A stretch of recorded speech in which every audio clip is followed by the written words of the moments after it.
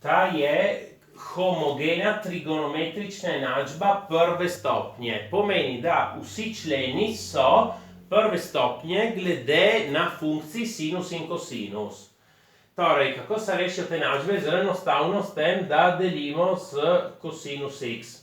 Torej, tukaj imamo sinus x ulomljeno kosinus x plus koreno 3, kosinus deljeno kosinus 1 je enako nič. Sinus ulomljeno kosinus je tangens. In potem nesem ta koreno 3 na drugo stran. Imamo elementarno trigonometrično enačbo. Sedaj, če bi imeli napisano tangens x je plus koreno 3, bi dobili eno znano vrednost, ki je 60 stopinj.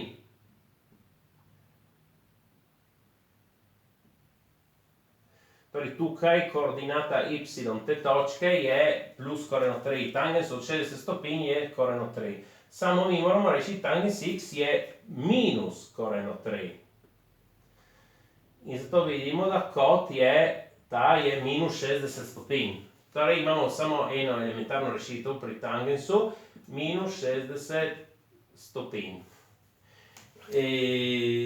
Torej, sedaj napišemo globalno vse rešitve. X je minus 60 stopinj plus k krat 180 stopinj, k pripada z. Se moramo spomniti, da funkcija tangens se ponavlja dvakrat bolj pogosto, kot sinus in kosinus se ponavlja vsakih 180 stopinj. Bi lahko napisal v radijanih, x je minus pi tretjin plus k krat pi. To smo rešili. Sedaj imamo lahko tudi nekatere druge enačbe, ki so skoraj homogene prve stopnje. Edina razlika je, da imamo še en člen, ki je ena konstanta. So skoraj homogene.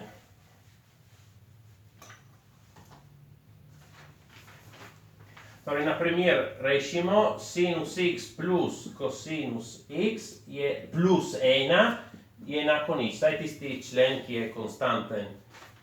Torej, in tukaj se moramo nekaj spomniti za to, da jih rešimo. Moramo zamenjati z eno novo neznanko t, ki velja tangens na drugo od x polovic.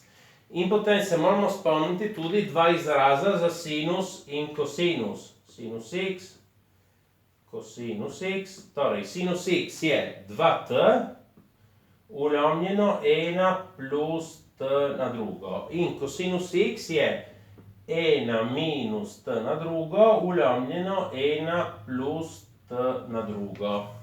In še moramo vedeti, da ta izraz ni definiran, ko kot velja 180 stopinj.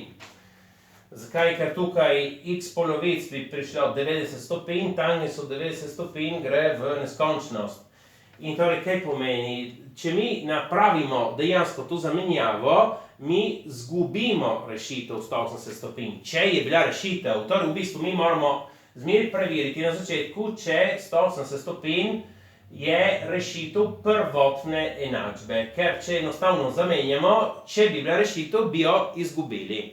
Sedaj tukaj sem zbral najlažjo enačbo, zato da je, torej pogledamo, 180 stopinj, tukaj, sinus je koordinata y je nič. Kosinus od 180 stopinj je minus 1 plus 1 je enako nič. Torej, ta 180 stopinj je rešitev. In si jo tudi napišemo, torej, x je 180 stopinj plus k krat 360 stopinj, k pripada z 360 stopinj, ker tukaj imamo sinus, kosinus.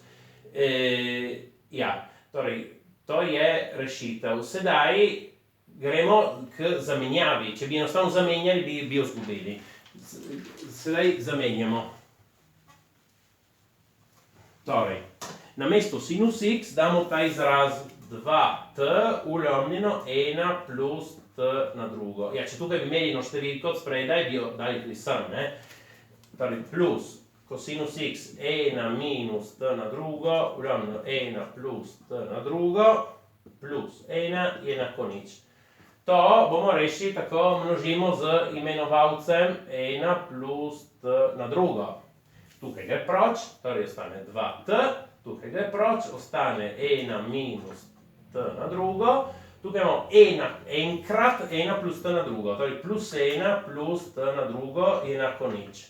Sedaj se uničita minus t na drugo plus t na drugo, 2t plus 2 je enako nič, dam 2 na drugo stran je minus 2, delim še z 2, t je minus 1. Sedaj se spomnimo, kaj je t. T je tangens na drugo x polovic je enako minus 1. Samo ta pisava tangens na drugo x polovic pomeni tangens x polovic vse na drugo.